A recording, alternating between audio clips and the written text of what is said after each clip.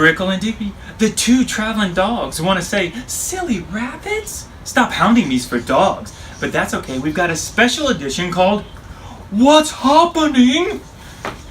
Get it? Happening. Sorry, rabbits don't make a lot of sounds, so we're going to have to stick to the happening. But here to see if they can gnaw through our rabbit reasoning, we have with us Chelsea, Robin, and you guys are with Bun Bun Brigade. I kind of knew that because of the sign. That's great.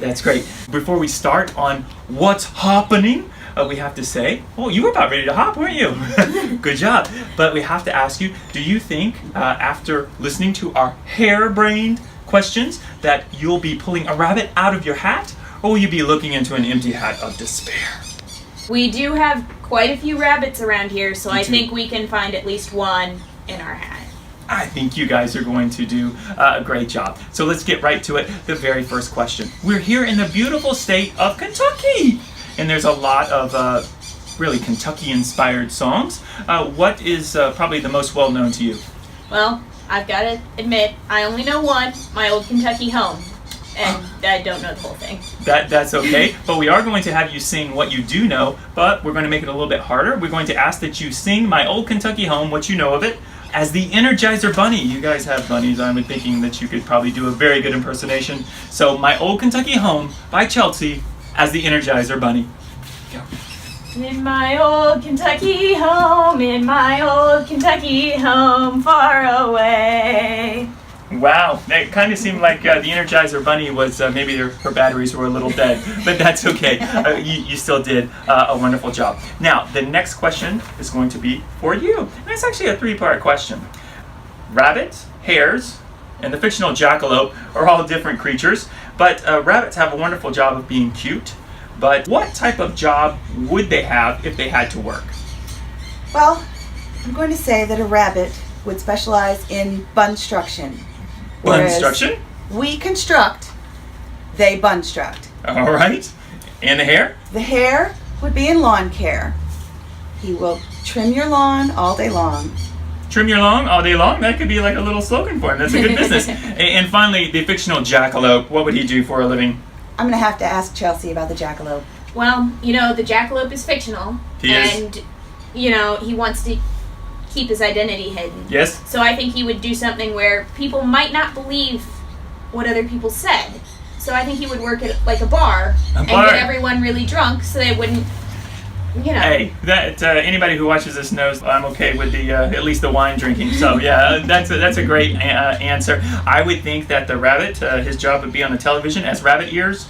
I would think that the hare would be a hairdresser, and I think the jackalope would be a laundry line or something to hang clothes on. But you guys did a very great job. Now, the very last question that we have is going to be regarding the gardening aspects of a rabbit. Everybody thinks of them as eating things out of the garden, but if they had their very own garden, what top 3 things would they grow? Well, I think first they would grow kale. Bunnies love kale. They're not supposed to have too much of it, but if you crinkle the bag, they're going to come running. What do you think, Robin? I think next they'd have to have romaine lettuce because they can have a lot of it and they really do love it. Romaine lettuce? And then lastly? Well, I think some kind of an herb like mint or cilantro or parsley. They like to add a little bit of flavor to their food. I can only tell you that you guys, all of your answers were music to my hairs, and they were not harebrained at all. But you guys did a wonderful job, and I can tell you that you guys have won this episode of What's Happening if you hop with me one time. 1, 2, 3.